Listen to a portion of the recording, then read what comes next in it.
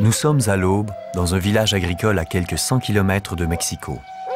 Les villageois, des Indiens Mazahuas, sont venus participer au tournage d'un de leurs rituels quotidiens, la corvée d'eau des enfants.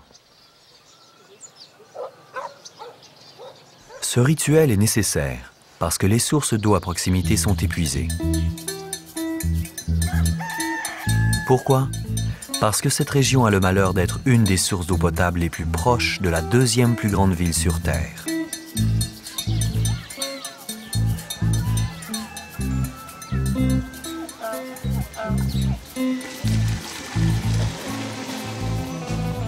Quand on pense aux multiples problèmes de Mexico, les premiers qui viennent à l'esprit sont la criminalité et la pollution de l'air.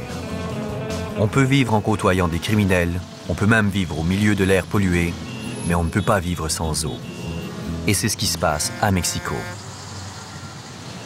En 1910, Mexico comptait 300 000 habitants. En 1950, la population atteignait 3 millions. Aujourd'hui, elle dépasse 20 millions d'habitants. Et littéralement, ils ont bu toute l'eau disponible. L'état de la nappe phréatique à Mexico est à tout le moins alarmant.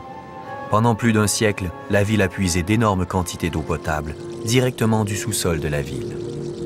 À mesure que le niveau de l'eau baissait, la ville elle-même s'enfonçait. Depuis le XVIe siècle, le niveau de la cathédrale a baissé de 9 mètres, dont 7,5 dans les quelques dernières décennies. Les murs de l'église ont commencé à pencher. Cet affaissement du terrain a fondamentalement transformé les mouvements de l'eau, dans, sur et sous la ville.